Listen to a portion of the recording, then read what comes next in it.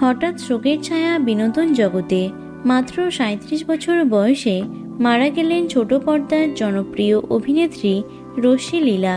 দীর্ঘ লড়াইয়ের পর মারণ রোগের কাছে হার মানলেন তিনি। গত 16 ফেব্রুয়ারি বেঙ্গালুরুর একটি হাসপাতালে মৃত্যু হয়েছে তার।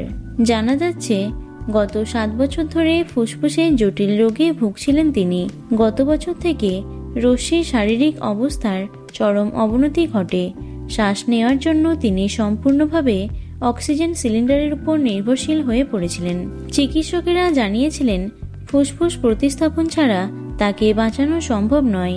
এই ব্যয়বহুল অস্ত্রোপচারের জন্য গত আগস্টে সোশ্যাল মিডিয়ায় সাহায্যের আবেদন করেছিলেন অভিনেত্রী।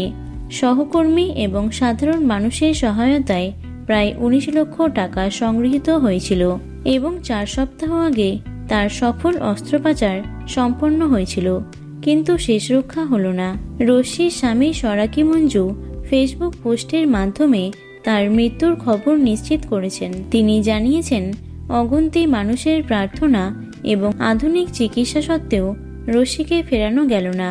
অসুস্থতার দিনগুলিতেও সোশ্যাল মিডিয়ায় সক্রিয় ছিলেন তিনি। প্রতিনিয়ত অনুরাগীদের নিজের স্বাস্থ্যের আপডেট দিচ্ছিলেন। রশ্মির এই অকাল প্রয়াণে শোকস্তব্ধ কন্নড় টেলিভিশন ইন্ডাস্ট্রি। একজন লড়াকু অভিনেত্রীকে হারিয়ে ব্যথিত তার অগণিত ভক্ত। তার আত্মার শান্তি কামনা করি। তিনি যেখানেই থাকুন ভালো থাকুন। তো বন্ধুরা, ভিডিওটি এটুকুই। বিনোদন জগতের অন্যান্য খবর পেতে চ্যানেলটি সাবস্ক্রাইব করতে পারো। ধন্যবাদ।